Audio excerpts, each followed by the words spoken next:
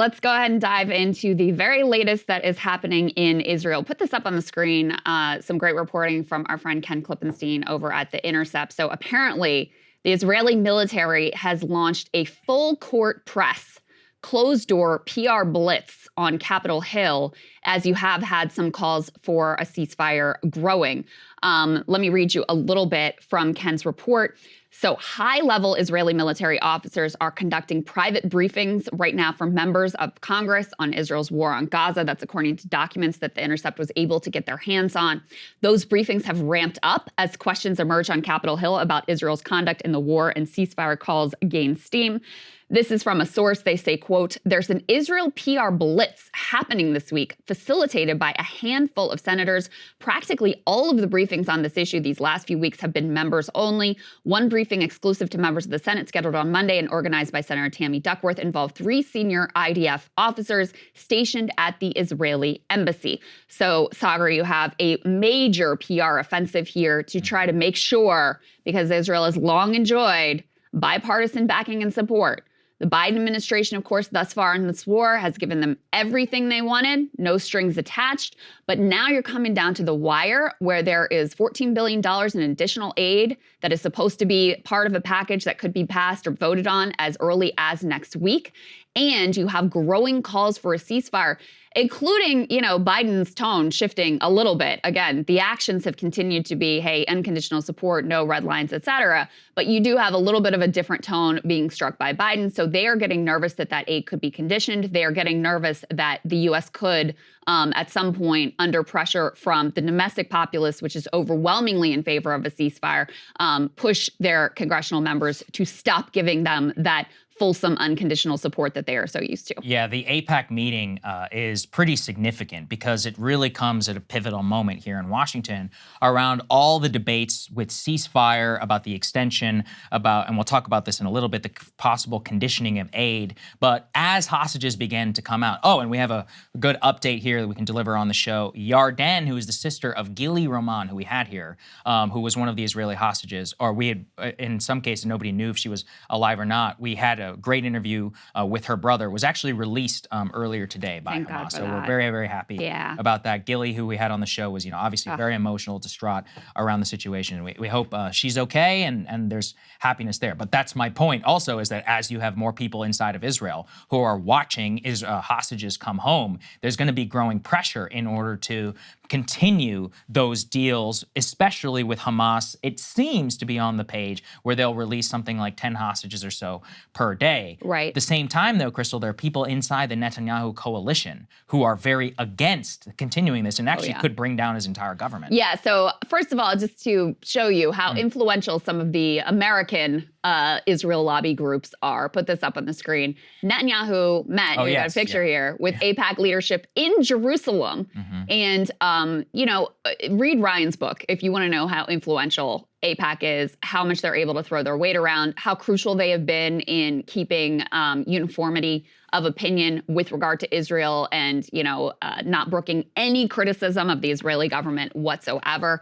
Now, because you have this rise of grassroots fundraising able to lift, people like AOC, Rashida Tlaib, Ilhan Omar into office, they have not been able to keep that absolute lock grip. But they are saying they're going to spend millions and millions to try to defeat anyone who has, called for a ceasefire or dissented on the issue of Israel and Palestine here in the case of Israel's war on Palestine, so war on Gaza. So you can see there, how important Netanyahu finds them in terms of keeping American public opinion on his side. We reported just days ago that Netanyahu, in making his case to stay leader of Likud party and stay the prime minister of Israel, is saying, hey, I know how to manage American public opinion. I know how to deal with Joe Biden. I've known him for 40 years. And by the way, I'm the guy who will make sure there will never be a Palestinian state. So makes all the sense in the world that AIPAC officials, when they go to Israel, they get the royal treatment and get to meet with the big guy right away.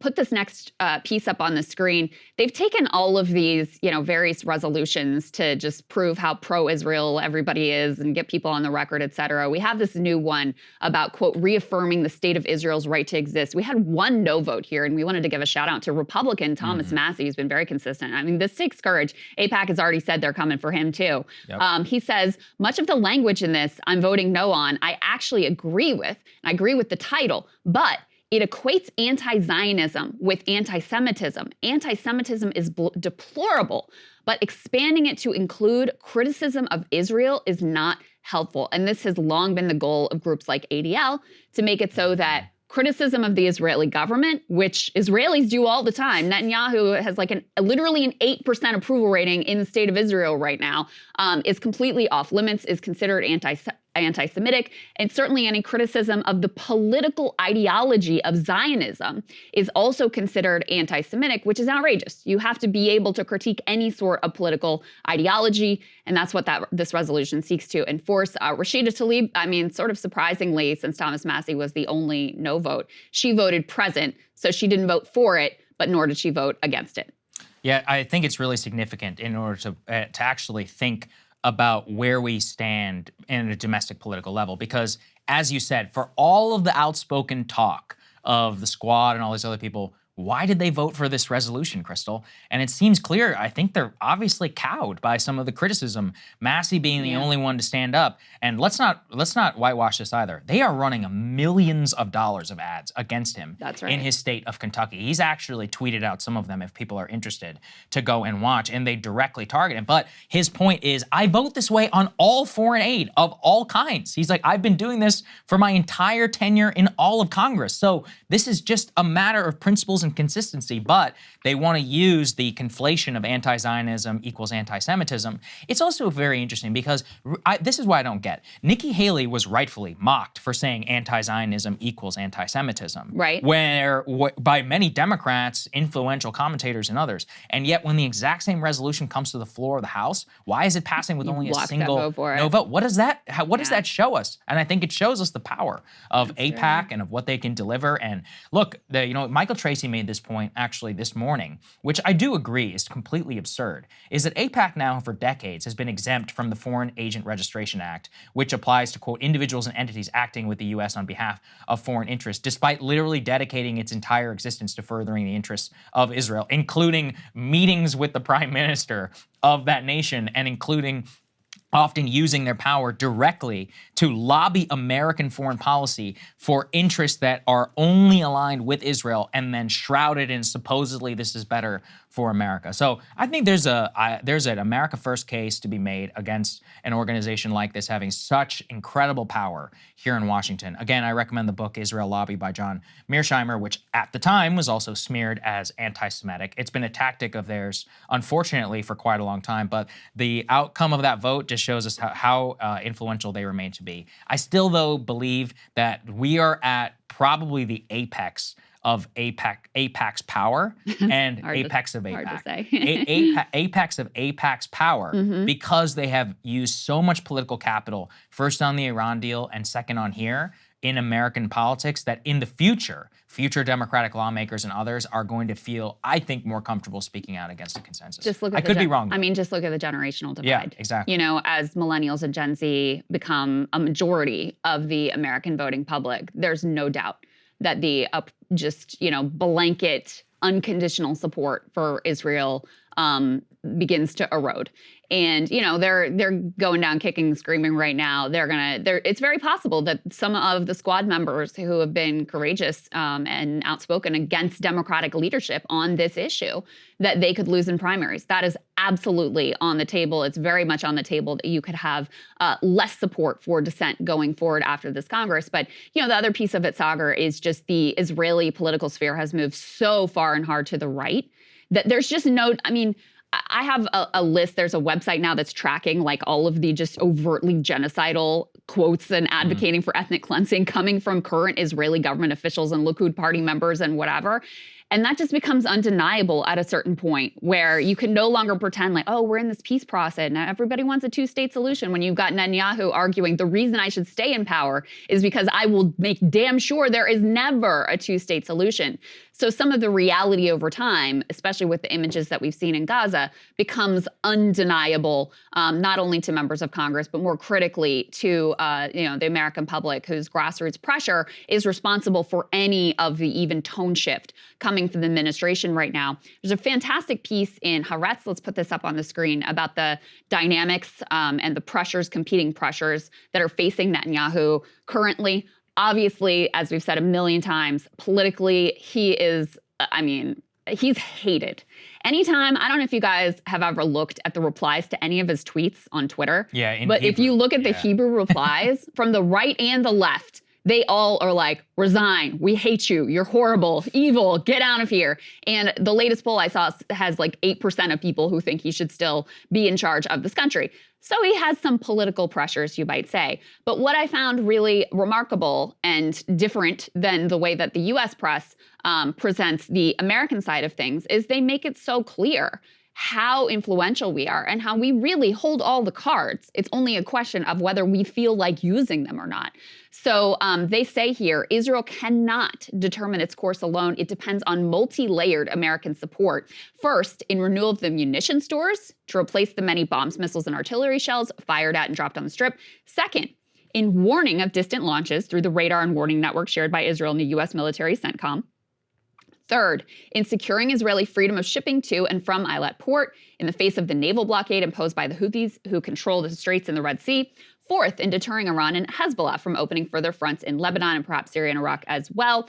Fifth, the U.S. holds veto power at the UN Security Council and may thwart or allow a resolution calling for a ceasefire. They go on to say, and I found this extraordinary, again, this is not something you ever hear in the American press, the Americans are closely involved in all levels of managing the war, from operational coordination in the war rooms to the conversations of U.S. President Joe Biden and senior emissaries and officers with Netanyahu, Minister Gallant, IDF Chief of Staff Halevi, and the heads of the Military Intelligence Director and the Air Force. They go on to say the American position is shaping up. Thus, Biden will agree to the opening of a second phase in the Gaza Strip campaign, but not to escalation as a result of Israeli initiatives in the north. In return, Israel will be required to expand the humanitarian aid to the Gazans and to produce an outline for the day after toppling Hamas, with the preferred scenario and Washington being the PA's return to the Strip and the opening of negotiations for the two-state solution. So in Israel, there is basically no public sentiment in favor of wrapping up this war, securing some sort of a lasting truce or ceasefire. Very little sentiment in favor of that, virtually zero. And so the U.S. and these outside pressures are really the only ones that could push Israel to, at any point in the near future, end their indiscriminate bombing campaign that has been so devastating for the civilians in Gaza. Yeah, and the thing is the U.S. policy really doesn't know where it stands right now. Let's put this up there, for example, with Joe Biden. He's continuing to try and have it both ways. He says this, quote, Hamas unleashed a terrorist attack because they fear nothing more than Israelis and Palestinians living side by side in peace. To continue down the path of terror, violence, killing, and war is to give Hamas what they seek. We can't do that. So that seemed to be a call for a permanent ceasefire. And yet, at the same time, they put out a statement clarifying the tweet saying, quote, he meant that we can't lose hope for peace ultimately in the region. It's incredibly important that we consider to lay the groundwork for create the conditions for a lasting peace that involves a two-state solution, whatever the hell that means. Yeah, and they said it's not a change in policy, continues to believe that Israel has a right to defend itself, blah, blah, blah. At the same time, we have this we can put there. The Qataris are at least optimistic in the short term that there will be an extension of the truce. They said, quote, they are very optimistic as long as they as long as Hamas agrees to the Israeli conditions of continuing to release 10 hostages per day, as long as the continuation of the negotiations are there. The problem, though, is that eventually, of course, you will run out of hostages, and then the eventual question arises, what are you going to do? Right. I'm not sure, honestly, where things will stand. At the same time, Netanyahu and all of them are not idiots. They understand U.S. public opinion to a certain extent. They can see polling on ceasefire, and they also know that they've burned a lot of their credibility with a lot of their Western allies who are, at this point, facing a deluge of calls within their own coalitions to condition aid to Israel, or at the very least, they're seeing demonstrations. So will they conduct themselves in the South in the military operation in the same way? Apparently, Biden behind the scenes has made it clear to Netanyahu, he's like, you can't do that. You're going to have to change things up. Are they going to listen? I don't know. I mean, this actually comes to the question of the Israeli military and what orders they're receiving. Will they be given differing and separate orders to stop or to not reignite a similar pre-bombing campaign that we saw in Gaza before the ground operations continue, Right. or are they going to do things exactly the same? If I had to guess, I think it's probably going to be somewhere in the middle ground. But the initial response of October 7th, with the bombing campaign that began really October 14th, really, and onward, I don't think they could get away with that now. It's possible. I could be totally wrong. But when you've got 30-some senators who are saying we should condition military aid, I mean, you can only stand against that for so long if you're somebody like Joe Biden. I mean, that is the question. Because we've been getting all these, strategic leaks to the Washington Post, New York Times this whole time. Like, oh, but yeah, publicly they're saying no red lines, but behind the scenes, Biden's been really tough. Well, it doesn't matter. I mean, that's really clear at this point. Even if that is true, which maybe it is, maybe it's not. It clearly doesn't matter unless you're actually going to back it up with conditioning aid or pulling support at the UN or, some other actual use of our leverage. They clearly don't care because, again, Netanyahu, from a domestic perspective, all the pressure is on the other side to bomb the hell out of the south of the Gaza Strip in the same way that they did the north. So if you don't have the U.S. actually willing to use the cards that we have, then he's just going to continue doing whatever the hell he wants to do and satiating the desire for revenge among the Israeli public. And by the way, his far-right coalition, they've already said that if we continue these truces and if we don't go back to bombing the Strip the way that we were before, we're out of the government. He has a very narrow coalition to work with. So if you have a few of these key players out, that's it. Then you've got to call for new elections. And no way in hell Netanyahu is winning new elections today. There's no way. Not a chance. So that's why, when you can put it in kind of the American political, context of when you have this like narrow margin in the House, then it gives, whoever is like the craziest gives them the most leverage if they want to use it. Well, it's the same thing in Israel. That's why these quote unquote fringe figures have so much power in terms of the execution of this campaign because he has to have them to hold on to his grip on power. So as Saagar mentioned before, we do have, this is really different. It used to be a really fringe position held by basically Bernie Sanders and no one else that we should condition aid to Israel. And this is becoming a mainstream thought among Democratic senators. Put this up on the screen. So Schumer announced that they plan to hold the vote for that $14 billion in emergency aid to Israel as soon as next week. Sanders had previously called to condition aid. He reintroduced that call on November 18th. But you have additional people who are joining those calls. Senator Chris Van Hollen, Brian Schatz, and Jack Reed, they said, and these are, again, really like middle of the road kind of Democrats, standard issue Democrats, we continue to support additional assistance to Israel, but we are all in agreement that this assistance must be consistent with our interests and values and used in a manner that adheres to international humanitarian law, the law of armed conflict. You also had Peter Welch, Bernie Sanders' colleague there in Vermont, saying something similar. If Israel can't meet the standard of placing the highest priority on civilian life, he says the U.S. must give serious consideration to the type of aid that Congress provides in any national security supplemental package. And we had Senator Chris Murphy saying very similar things in a recent interview. Let's take a listen. Well, I stand by what I said. I do believe that the level of civilian harm inside Gaza has been unacceptable and is unsustainable. I think there's both a moral cost to this many civilians, innocent civilians, children often losing their life, but I think there's a strategic cost. Ultimately, Hamas will get stronger, not weaker in the long run if all of this civilian death allows them to recruit more effectively and ably inside Gaza. Listen, we regularly condition our aid to allies based upon compliance with U.S. law and international law. And so I think it's very consistent with the ways in which we have dispensed aid, especially during wartime, to allies, for us to talk about making sure that the aid we give Ukraine or the aid we give Israel is used in accordance with human rights laws. So, Saagar, again, these are not radicals. This is like, mainstream Democratic sentiment. And, this is very different conversation that was happening previously. And the other thing that people are pointing to is there's something called the Leahy Law, which is supposed to be, you're supposed to make sure that any sort of weapons that you're providing to foreign governments, that they're not going to be used for war crimes or against civilians. And with Israel, we've long just ignored that, outright waived it.